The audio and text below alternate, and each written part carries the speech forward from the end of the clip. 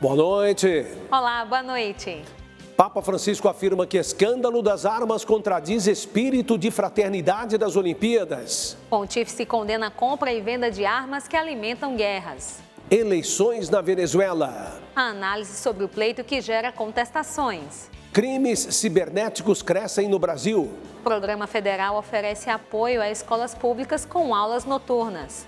Sertaneja com quase 80 anos se forma em faculdade e vira modelo de inspiração. Um resumo do Abraça São José realizado pela Canção Nova. E veja como foi o acampamento para casais na Chácara de Santa Cruz. O Canção Nova Notícias está começando. A serviço da vida e da esperança.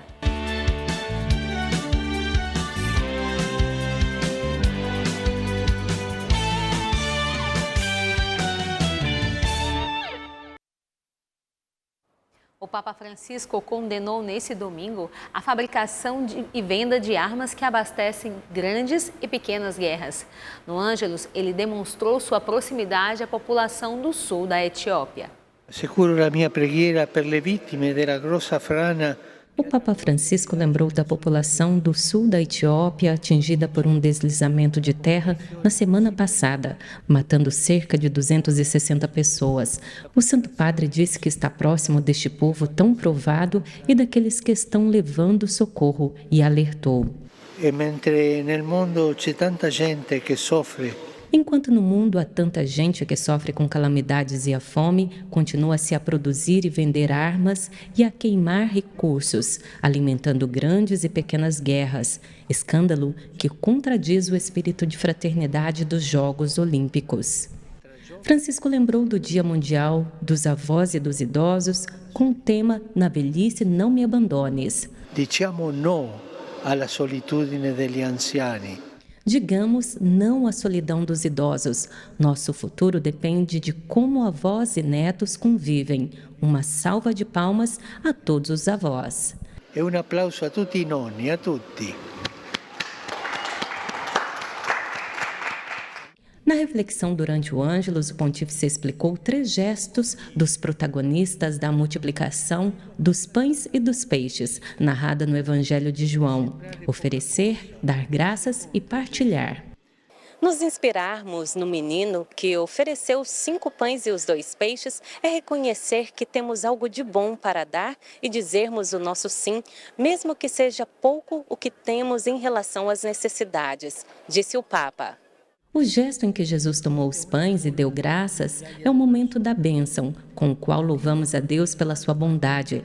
Já a partilha do alimento com todos reforça uma ocasião de crescimento conjunto, de união na caridade, alertou o Papa. E concluiu o momento de reflexão rezando: A Vergine Maria. Que a Virgem Maria nos ajude a viver com fé cada celebração eucarística e a reconhecer e usufruir todos os dias os milagres da graça de Deus. I miracoli della grazia di Dio. São José dos Campos, no interior de São Paulo, foi abraçada pela Canção Nova neste fim de semana. Este ano, o encontro aconteceu no ginásio do Teatrão. Uma cidade de amor e adoração. Quis o povo do maior município do Vale do Paraíba Paulista, que no nome carrega a santidade do patrono da igreja, a presença de um carisma. A história da Canção Nova aqui começou com uma associação, Associação Canção Nova, amigos que se reuniram e queriam o desejo de viver o carisma Canção Nova. A família cresceu, 2 décadas se passaram. Nada melhor do que erguer as mãos ao céu e retribuir o carinho deste solo santo. É um povo que nos ama e, consequentemente, a gente ama muito o povo de São José. Então é uma missão muito especial da Canção Nova e para nós é muito bom estar aqui. Gente de todas as idades e de tantos lugares atraída por uma Canção Nova. Vim diretamente do Rio de Janeiro, vim conhecer a cidade. Chegando aqui eu fui surpreendida. Ao chegar à rodoviária, me deparei com a comunidade Canção Nova, Casa de Missão, que eu não conhecia. Recebi o panfleto do evento e fiquei mais surpresa ainda, né? Porque seria um evento aqui no Teatrão, sem conhecer nada, né? E só me dispus a vir. Esta edição do Abraça São José dos Campos celebra o aniversário de número 257 da capital do Vale, além dos 22 anos da presença da Canção Nova em terras joseenses. Centenas de corações gratos a Deus, fonte da alegria eterna e verdadeira. Nós nos preparamos há meses, há dias, com as nossas equipes de trabalho, colhendo de Deus, rezando em primeiro lugar, mas também se empenhando nos trabalhos, nas iniciativas, nas oportunidades que Deus nos deu. Tem uma canção nova que é um pedacinho do céu em São José dos Campos, E assim, a gente costuma ir lá de vez em quando, a gente compra algumas coisas, compramos Bíblia, para até vir mesmo aqui hoje no Abraço São José, e é uma bênção. Que em cada presente venha do céu a luz infinita, a glória sublime. São José dos Campos e da adoração.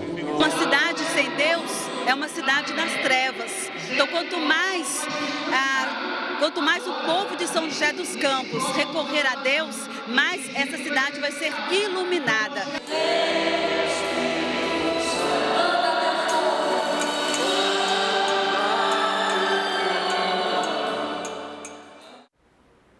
A Renovação Carismática Católica reuniu fiéis de todo o país no encontro nacional que propaga o conhecimento e a evangelização por meio da partilha. O desafio de evangelizar no meio acadêmico é vivido há 30 anos com o Ministério Universidades Renovadas. Quantas maravilhas o Senhor pode fazer no nosso grupo de oração, que muitas vezes é um grupo de oração de 15 minutos, de 30 minutos, e a graça de Deus acontece. É sempre tempo para a graça de Deus alcançar as almas. Adorar, servir, levar adiante os carismas e dons do Espírito Santo. Ser a renovação que o mundo necessita por meio da fé. Eles precisam não apenas ser universitários devotos, mas ser universitários que amam a Deus com todo o coração e com toda a inteligência. Aparecida, no interior de São Paulo, foi palco de momentos de adoração ao Santíssimo, Santa Missa e formação. O Encontro Nacional da Renovação Carismática Católica tornou-se, no último fim de semana, um reencontro com o batismo no Espírito Santo. Um momento assim de uma vivência fraterna, profunda, A gente se alegra com o povo de Deus e o Espírito Santo vai atualizando as graças dele na vida de cada intercessor. Levantar uma geração de adoradores. A Renovação Carismática Católica do Brasil realizou 3 grandes eventos simultâneos, com o objetivo de promover a unidade, formação e espiritualidade. O encontro do Ministério de Intercessão. A intercessão é aquela que se coloca na brecha, sustentando o povo de Deus pela oração. Promoção humana, que é a dimensão da missão no aspecto não só social, mas de acolhimento ao próximo. Também o Ministério Universidades Renovadas, que é a dimensão da missão no campo acadêmico, através dos grupos de oração universitários e outras iniciativas. Olhar para cada um que chega até nós com o olhar de bondade, de caridade, levando também o Evangelho e o cuidado que Jesus nos pede para ter com todos.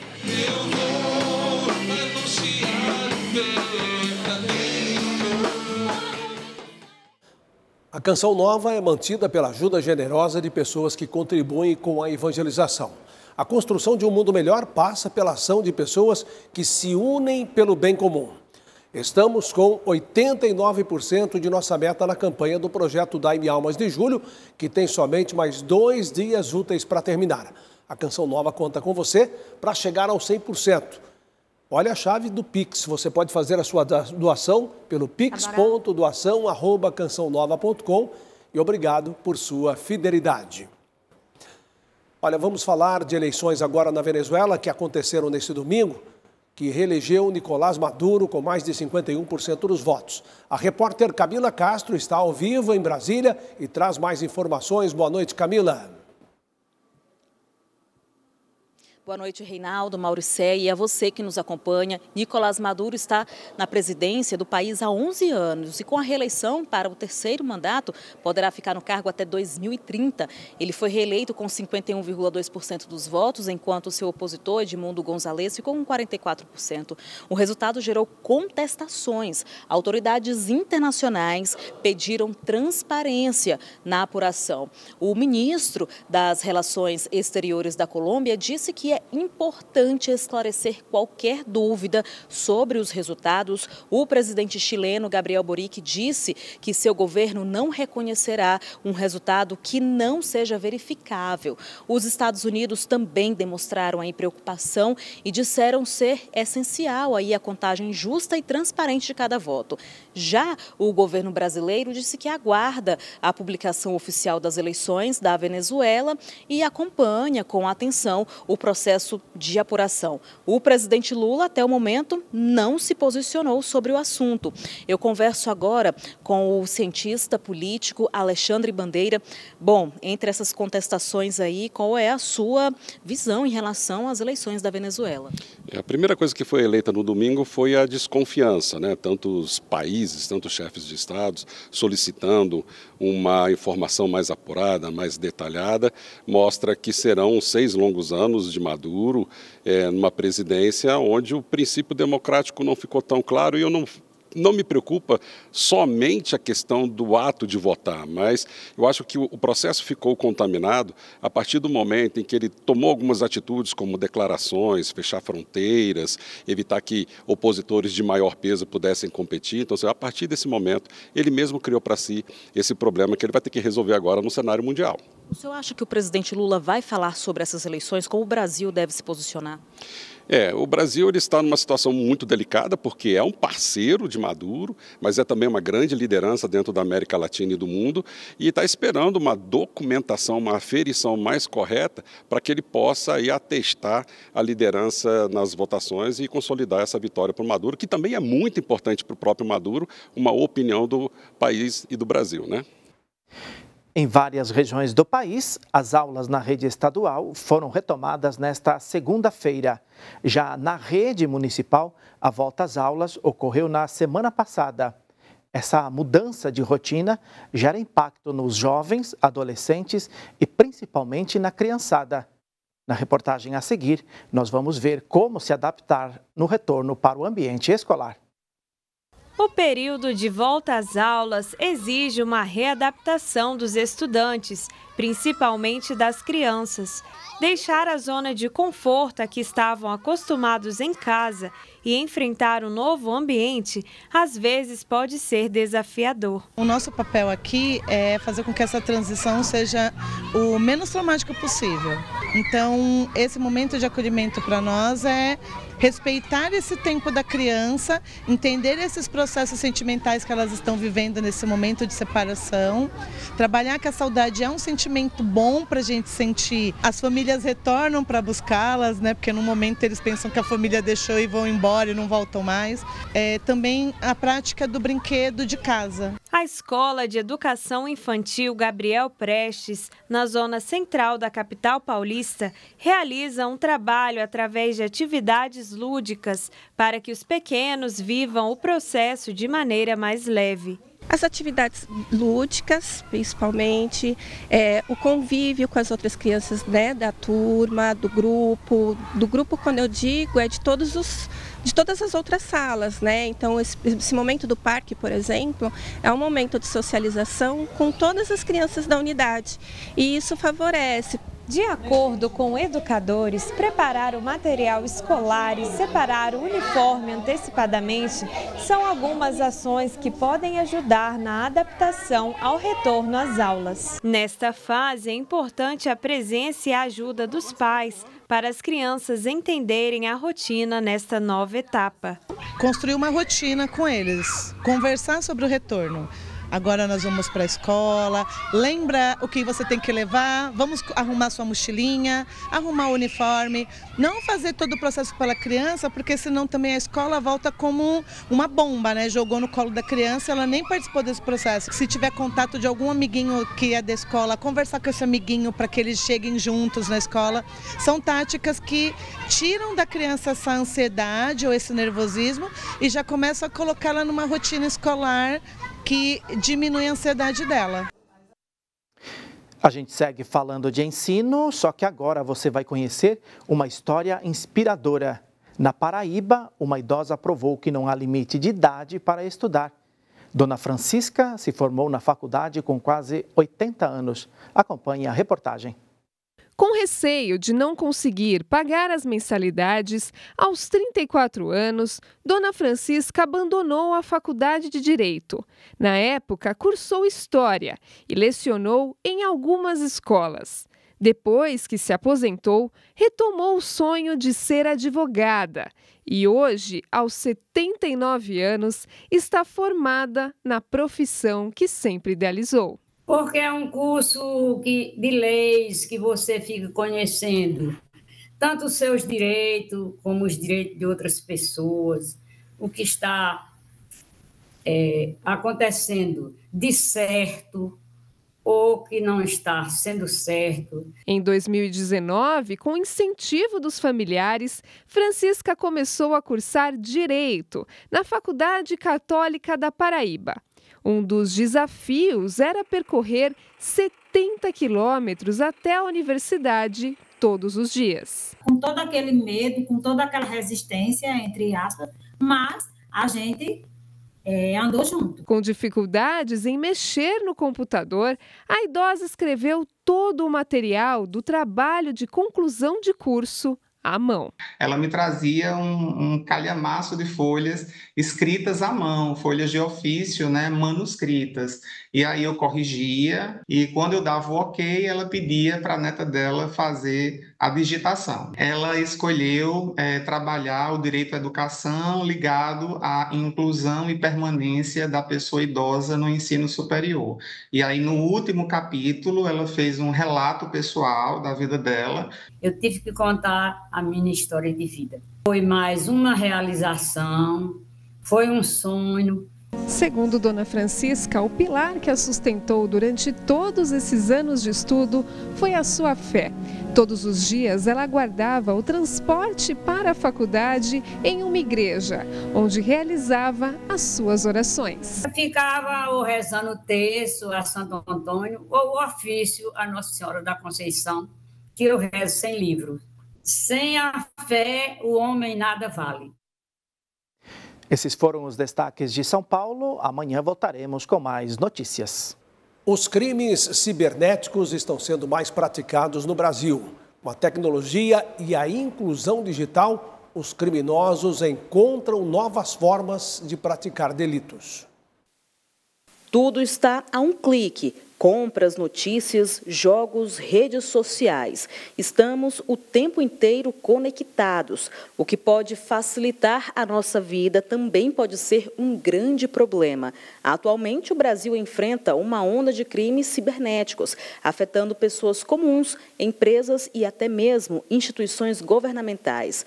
A atividade criminosa é cometida por cybercriminosos ou hackers.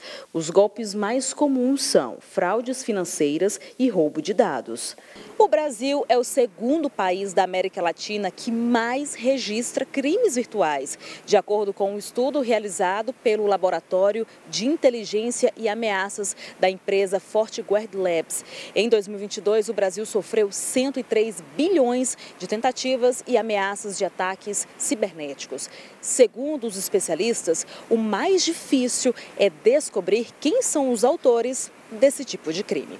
Tais crimes, via de regra, são praticados dentro das penitenciárias, onde criminosos que não mais podem atuar nas ruas passam a atuar diretamente nos chamados crimes cibernéticos. É fundamental investir em segurança cibernética, ou seja, proteger seus dados e estar atento aos perigos do mundo virtual. Segundo dados da Confederação Nacional das Seguradoras, a procura por seguros cibernéticos cresceu 41,5% no último ano. As empresas têm se preocupado em adotar medidas mitigatórias para a prevenção de vazamento de dados. Quando um crime é identificado, é necessário uma investigação.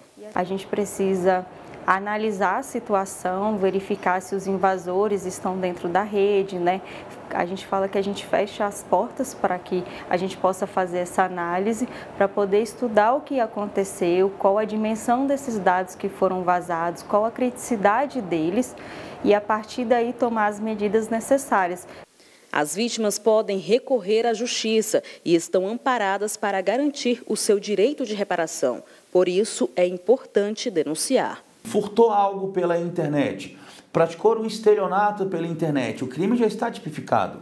Já a lei para punir esse crime. O que precisa, como eu disse, realmente é o Estado observar que houve uma crescente no cometimento desses crimes, realizar mais concursos públicos, nomear mais servidores para implementar o amparato estatal a fim de investigar e punir tais crimes.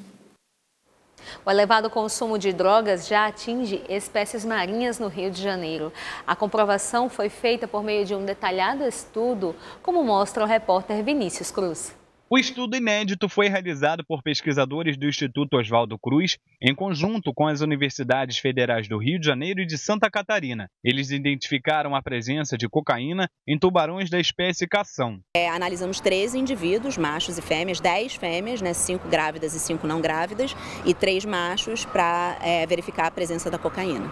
Essa descoberta é a primeira no mundo e chama a atenção para a quantidade de drogas que é consumida na cidade do Rio e que é despejada no mar através do esgoto sanitário. Os tubarões exercem um papel fundamental no ecossistema marinho.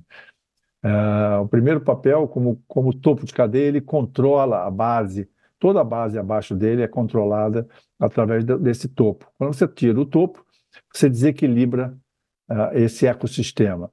As amostras desses tubarões foram coletadas no mar do Recreio dos Bandeirantes, na zona oeste do Rio de Janeiro, entre setembro de 2021 e agosto do ano passado.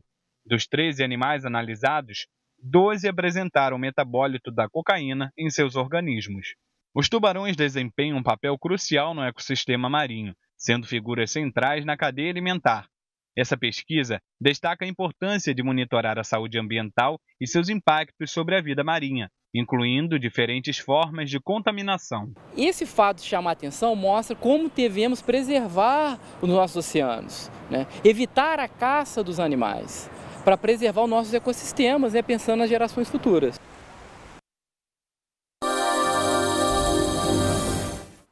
Uma frente fria traz instabilidades para as regiões sul e sudeste, mas neste final de julho e começo de agosto, o ar seco prevalece no interior do Brasil. Associada ao sistema de alta pressão, a massa de ar frio mantém um tempo firme para quem mora no Rio Grande do Sul. Essa mesma combinação de ar frio e alta pressão vai provocar temporais em Santa Catarina e no Paraná, inclusive pode gear na campanha gaúcha. A frente fria deve avançar para o sudeste, leva junto com ela uma massa de ar polar e, com isso, as temperaturas podem cair entre São Paulo e Rio de Janeiro e levar chuva aos estados Carioca, Capixaba e a faixa litorânea paulista e Serra da Mantiqueira. Já em parte de Minas Gerais e São Paulo, o tempo permanece firme, como você vê nessa área de cor clara do mapa. No centro-oeste, a terça-feira vai ser de sol sem previsão de chuva e com umidade abaixo dos 30%. Na região nordeste, pode ter pancadas de chuva entre o litoral baiano e a costa do Rio Grande do Norte. Já no interior da região, o tempo vai ser firme. A previsão de temporais no norte do Amazonas, Roraima, Pará, Amapá e oeste do Acre. Nas demais áreas da região norte, o sol brilha. Vamos às temperaturas. Vai fazer mínima de 9 graus em Porto Alegre, 17 no Rio de Janeiro, 32 graus em Cuiabá e 35 graus em Manaus. A igreja celebra hoje a memória de Lázaro e suas irmãs Marta e Maria, amigos fraternos de Jesus de Nazaré. Os 3 irmãos viviam em Betânia, cerca de 6 quilômetros de Jerusalém. Jesus, muitas vezes, se hospedava na casa deles. Betânia, uma missão: restaurar em cada pessoa a imagem de Deus. Foi assim com Fernando. Eu vim para me restaurar de uma dependência química, de uma vida de marginalização, da vida do crime. E quando cheguei em Betânia eu não tinha sonho, não tinha nada, Eu fui olhando para minha vida de uma forma diferente, que tinha jeito, que era possível. Na Santa Missa de hoje, a comunidade celebrou seus patronos, Lázaro, Marta e Maria.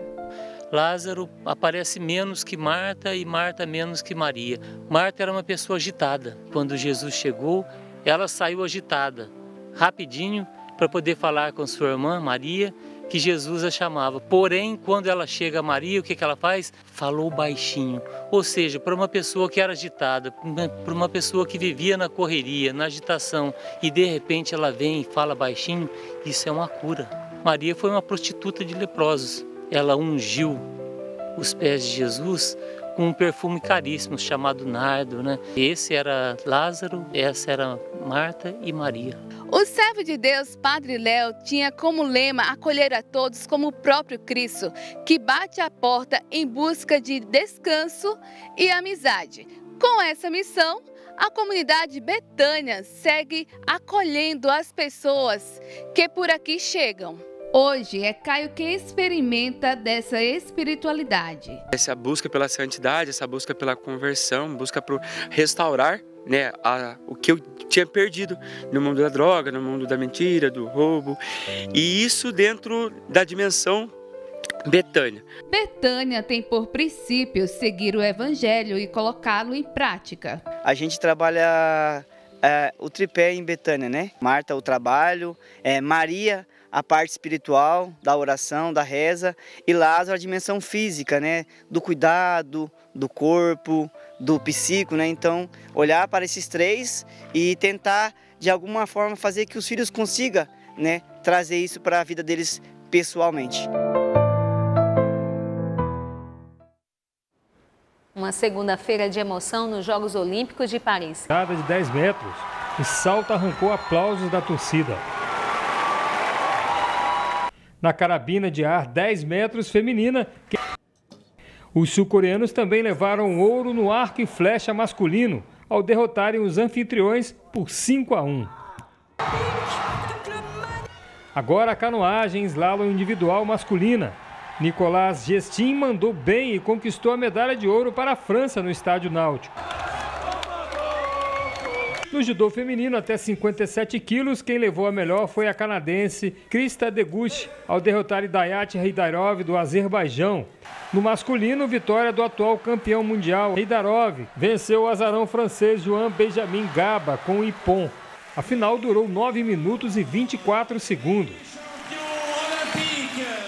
No skate de rua masculino, o topo do pódio ficou com o japonês Yuto Origomi, com um final emocionante. O japa garantiu o título no último momento com uma descida impecável pelo corrimão circular de 10 degraus. O quadro de medalhas tem Japão em primeiro lugar com 6 ouros e um total de 12 medalhas. A China em segundo com 5 medalhas de ouro e 10 medalhas no total. Coreia do Sul em terceiro, França em quarto lugar e o Brasil em 14º lugar, com um total de 3 medalhas, uma de prata e 2 de bronze. Depois de passar por restauração, uma capela com quase 300 anos foi reaberta no município de Sabará, na região metropolitana de Belo Horizonte. Gilberto tem 76 anos, foi criado no pequeno distrito de Pompéu, em Sabará. O zelo com a capela dedicada a Santo Antônio começou na infância. Após 7 meses fechada para restauração, o morador celebra a finalização das obras. É uma emoção, né? Porque ela estava muito ruim, né? Muita goteira. O estado de conservação dela estava bastante comprometido pela ação de cupins, pela sujidade natural do tempo, a estrutura de madeira estava comprometida. Nós conseguimos uma verba do Ministério Público Estadual, através da plataforma Semente, 850 mil, para fazer algo que era muito esperado e muito desejado pela comunidade. Tombada pelo Instituto do Patrimônio Histórico e Artístico Nacional, a capela, com quase 300 anos, abriga elementos do barroco mineiro. Foram feitas obras de revitalização do telhado, dos elementos artísticos e de todo o conjunto arquitetônico do espaço. As pinturas, os painéis relacionados à vida de Santo Antônio eram inelegíveis pela sujidade, e depois do processo de limpeza da pintura, a gente conseguiu identificar quais são as cenas. O sino é tocado para anunciar o grande dia. Devoção transmitida por gerações. Juntos, pai e filho cuidam dos últimos detalhes antes da Santa Missa. Foi muito legal a gente ver que essa reforma que foi feita aqui, porque pai ou outras pessoas aqui da comunidade, que são mais antigos, mais velhos, queriam tanto ver esse restauro aqui, né, pai? Meu sonho, né? Casa de Deus, arrumado, bonito. Para quem já está aqui, igual eu digo, né? Pra você ter uma ideia, aqui nessa igreja aqui foi até a escola, a gente até estudou nela aqui dentro. Mais importante do que o patrimônio material é o patrimônio humano, né? E assim, Eu que estou aqui há quase 5 anos, posso dizer da riqueza que é esse patrimônio que se faz povo de Deus, né? Fundamentalmente, o que nós temos aqui e o que nós temos nas igrejas de Sabará são expressão da fé de um povo.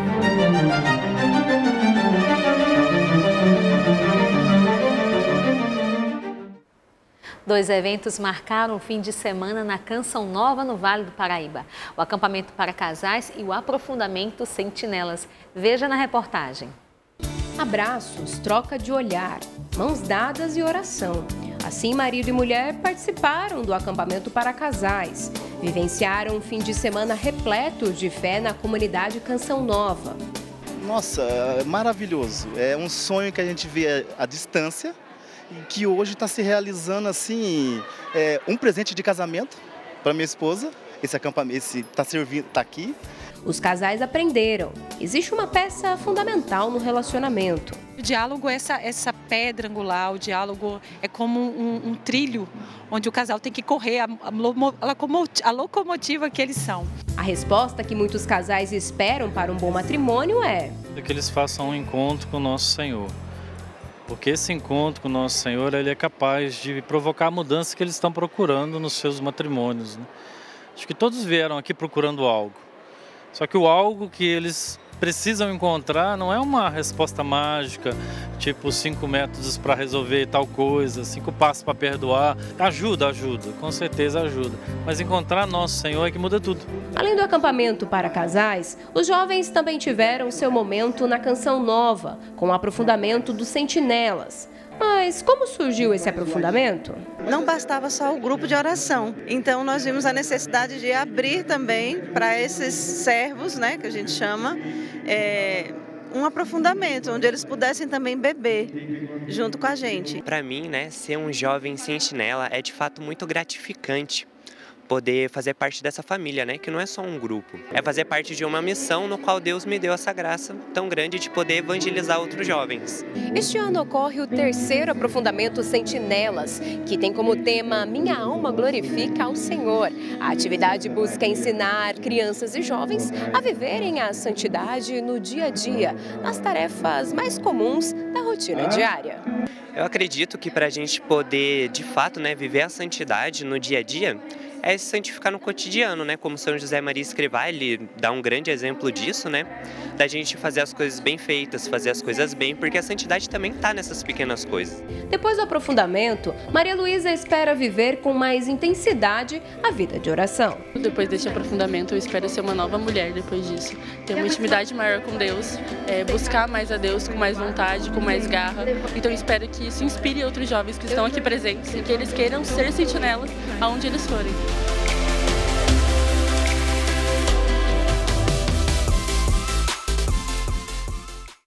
2 encontros na Canção Nova que enriqueceram o fim de semana de tanta gente, né? E de fato, Reinaldo, foi possível ver as pessoas transformadas aqui na chácara de Santa Cruz. Reveja as reportagens no portal noticias.cançãonova.com. Assista a seguir a transmissão da Santa Missa direto de São Paulo.